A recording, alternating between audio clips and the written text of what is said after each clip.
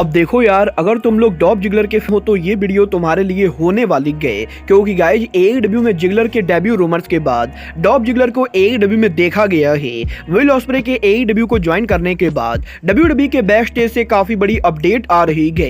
AEW के full gear pay per view के main event को लेकर एईडब्ल्यू को अब तक की लोएस्ट रेटिंग मिली गई। डब्ल्यूडब्ल्यूई सुपरस्टार ब्रे वायट को लेकर स्वर्ग स्ट्रिकलैंड का काफी बड़ा ट्रिब्यूट आ चुका है। यंग बक्स के फुल गियर पर हार जाने के बाद यंग बक्स एईडब्ल्यू कंपनी को लीव कर रहे गए, तो गाइज वहीं सीएम पंक के डब्ल्यूडब्ल्यूई पर रिटर्न होने को लेकर पंक का एक और बड़ा हिंट आ चुका है। तो गाइज चलिए बिना किसी देरी के शुरू करते हैं इस वीडियो को।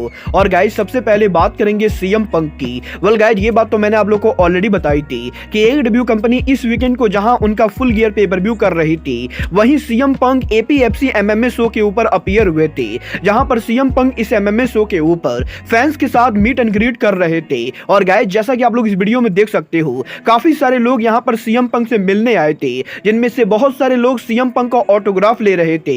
तो गाइज वहीं काफी सारे लोग सीएम पंक के साथ फोटो खिंचवा रहे थे। और गाइज यहीं इनमें से एक फैन ने सीएम पंक का एक पोस्टर लेकर सीएम पंक के पास पहुंचा, जहां पर बेसिकली इस पोस्टर के ऊपर सीएम पंक डब्ल्यूडब्ल्यूई के मंडे नाइट रॉ के सामने खड़े थे। और गाइज जब यहां पर ये फैन ये पोस्टर लेकर पहुंचा, तो गाइज इस फैन ने सीएम पंक को ऑटोग्राफ देने के लिए कहा। और गाइज यहीं सीएम पंक इस वीडियो के अंदर जब इस फैन के पोस्टर के ऊपर ऑटोग्राफ देते गए, तो गाइज यहीं सीएम पंक के इस वीडियो के वायरल होने के बाद अब बहुत सारे चूतिए लोगों का यह कहना है कि सीएम पंक इस पोस्टर पर साइन करके डब्ल्यूडब्ल्यूई पर उनके रिटर्न को टीच कर रहे गए, क्योंकि गाइज बेसिकली इस पोस्टर के ऊपर सीएम पंक डब्ल्यूडब्ल्यूई के मंडे नाइट रॉ ब्रांड पर फीचर हो रहे थे।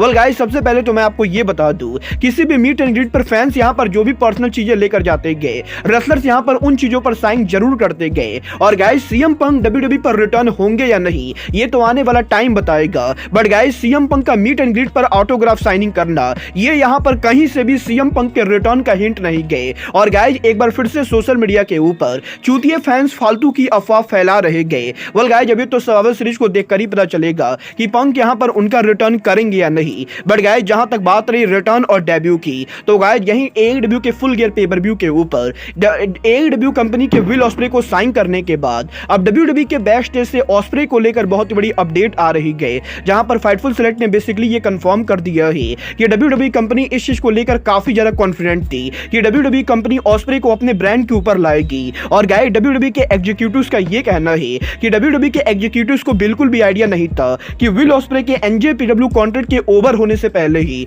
टोनी खान यहां पर ऑस्प्रे को साइन कर लेंगे। और गाइस बेसिकली डब्ल्यूडब्ल्यूई कंपनी ये प्लान कर रही थी कि जैसे ही फरवरी में विल ऑस्प्रे का कॉन्ट्रैक्ट ओवर होता, डब्ल्यूडब्ल्यूई कंपनी ऑस्प्रे को मोटे पैसे देकर साइन करती। बट गाइस टोनी खान ने डब्ल्यूडब्ल्यूई के साइन करने से पहले ही ऑस्प्रे को एईडब्ल्यू के अंदर साइन कर लिया है। और गाइस बेसिकली एईडब्ल्यू और एनजेपीडब्ल्यू के पार्टनरशिप एडवांटेज का फायदा उठा के टोनी खान ने डब्ल्यूडब्ल्यूई कंपनी को पीछे छोड़ दिया है। और गाइस यहीं जब ऑस्प्रे अब एईडब्ल्यू को ज्वाइन कर चुके गए, तो गाइस डब्ल्यूडब्ल्यूई के एग्जीक्यूटिव्स का यह कहना है कि डब्ल्यूडब्ल्यूई के एग्जीक्यूटिव्स को इस चीज को लेकर बिल्कुल भी आइडिया नहीं था कि विल ऑस्प्रे इस टाइम पर एईडब्ल्यू को ज्वाइन करेंगे। बट गाइस यहां पर अब डब्ल्यूडब्ल्यूई कंपनी इसको लेकर कुछ भी नहीं कर सकती गए। वेल गाइस ये तो बात हुई ऑस्प्रे के एईडब्ल्यू के ज्वाइन करने की। बट गाइस जहां तक बात रही फुल गियर की, तो गाइस ये बात तो आप सभी लोग मानोगे, एईडब्ल्यू के फुल गियर पर हैंगमैन एडम पेज और स्वर्ग स्ट्रिकलैंड का डेथ मैच आर्गुएबली एईडब्ल्यू का one of the best death match था।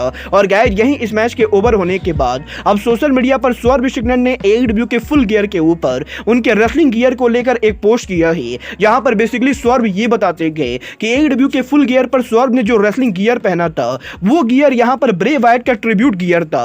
और गाइस क्योंकि डब्ल्यूडब्ल्यूई के अंदर ब्रे वायट उनके फील्ड कैरेक्टर के अंदर काफी बार इस गियर को पहनते थे, तो गाइस इसीलिए लेट ग्रेड ब्रे वायट को ट्रिब्यूट देने के लिए स्वर्ग स्ट्रिकलैंड ने एईडब्ल्यू के फुल गियर के ऊपर ब्रे वायट जैसा रेसलिंग गियर पहना था। और बेसिकली स्वर्ग स्ट्रिकलैंड एईडब्ल्यू के फुल गियर के ऊपर लेट ग्रेड ब्रे वायट को ट्रिब्यूट देना चाहते थे।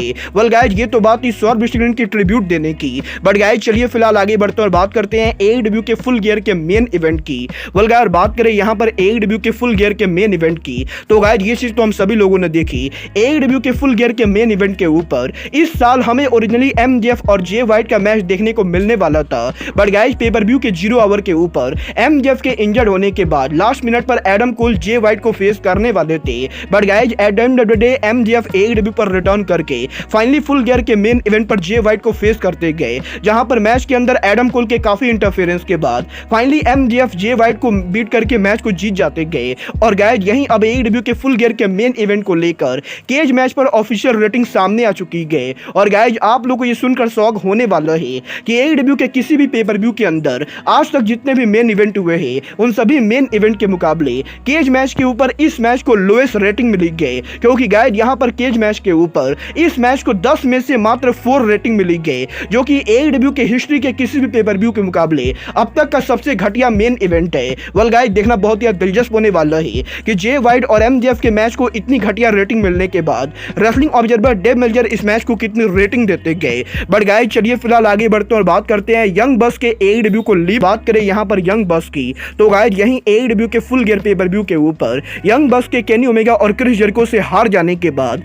अब यंग बक्स के पार्टनर ब्रैंडन कटलर ने यंग बक्स के फ्यूचर को लेकर काफी बड़ी अनाउंसमेंट कर दी गई, जहां पर basically Brandon Cutler social media के ऊपर यंग बक्स को लेकर एक पोस्ट करते गए। और इस पोस्ट के अंदर ब्रैंडन कटलर ये अनाउंस करते गए कि यंग बक्स के AEW के फुल गियर पर हार जाने के बाद अब यंग बक्स रेसलिंग से कुछ टाइम के लिए ब्रेक ले रहे गए। और गाइस ब्रैंडन कटलर ये कहते गए कि यंग बक्स के करीबी दोस्तों का ये मानना है कि यंग बक्स AEW के फुल गियर के बाद रेसलिंग से ब्रेक लेने वाले गए। और गाइस यंग बक्स उनके प्राइवेसी को मेंटेन करते हुए रेसलिंग से कुछ टाइम के लिए दूर रहने वाले गए। वेल गाइस जिस तरीके से ब्रैंडन कटलर का ये पूरा पोस्ट आया है मुझे तो ये सारी चीजें स्टोरी लाइन का हिस्सा लगती गए। और गाइस हो सकता है यंग बक्स कुछ टाइम के लिए AEW से गायब रहने के बाद AEW के अंदर हील टीम के तौर पर उनका रिटर्न करे। वेल गाइस देखना बहुत दिलचस्प होने वाला है कि अगर यहाँ पर बक्स सच में AEW कंपनी से कुछ टाइम के लिए जाने वाले गए तो गाइस बक्स यहाँ पर AEW से कब तक गायब रहते गए। बट गाइस चलिए फिलहाल आगे बढ़ते हैं और बात करते हैं डॉल्फ जिगलर के AEW पर डेब्यू करने की। वेल ये बात तो मैं आप लोग को ऑलरेडी बता चुका हूँ। डॉल्फ जिगलर के WWE से फायर्ड होने के बाद डॉल्फ जिगलर के WWE के बाद AEW को ज्वाइन करने के सबसे ज्यादा चांसेस है। और गाइज ऑलरेडी ये कंफर्म माना जा रहा है कि जैसे ही जिगलर का नॉन कम्पीट क्लॉज ओवर होगा टोनी खान जिगलर को साइन करने वाले गए। और गाइज क्योंकि डॉल्फ जिगलर का नॉन कम्पीट क्लॉज दिसंबर में ओवर होगा तो गाइज इसीलिए AEW के साल के आखिरी पेपर व्यू वर्ल्ड एंड के ऊपर डॉल्फ जिगलर के डेब्यू के बहुत ही ज्यादा चांसेस है। वेल गाइज टोनी खान के जिगलर को ऑफिशियली साइन करने से पहले और डॉल्फ जिगलर के AEW पर ऑफिशियली डेब्यू करने से पहले Dolph Ziggler already AEW company के अंदर पहुंच चुके गए। गाइस आपको ये जानकर शौक होने वाला है कि कल यहां पर AEW के फुल गियर पेपर व्यू के बैक स्टेज के ऊपर डॉल्फ जिगलर पूरे पेपर व्यू के दौरान मौजूद थे। और गाइस यहां पर AEW के फुल गियर पेपर व्यू के बैक स्टेज के ऊपर डॉल्फ जिगलर AEW के काफी सारे रेसलर से मिल रहे थे। और गाइस यही सोशल मीडिया के ऊपर AEW के एक स्टाफ के द्वारा डॉल्फ जिगलर की पिक्चर को पोस्ट किया गया है। और गाइस आप लोग इस पिक्चर में क्लियर देख सकते हो कि डॉल्फ जिगलर AEW के लॉकर रूम के अंदर AEW के रेसलर्स के साथ हमें देखने को मिल रहे गए। वेल गाइस जिस तरीके से AEW पे डॉल्फ जिगलर के डेब्यू से पहले ही डॉल्फ जिगलर लॉकर रूम के अंदर पहुंच चुके गए वो देखकर तो अभी और ये क्लियर हो गया है कि टोनी खान ही डॉल्फ जिगलर को साइन करने वाले गए। और जैसे ही जिगलर का नॉन कम्पीट क्लॉज ओवर होता है आप लोगों को डॉल्फ जिगलर AEW पर देखने को मिलेंगे। वेल आप लोग जिगलर के डेब्यू के लिए एक्साइटेड हो या नहीं आप लोग मुझे कॉमेंट करके बताएंगे। बट गाइज अब आज के इस वीडियो में बस इतना ही। मैं मिलता हूं आपसे अपने अगले वीडियो में। बट गाइज तब तक के लिए good bye, good night and bang.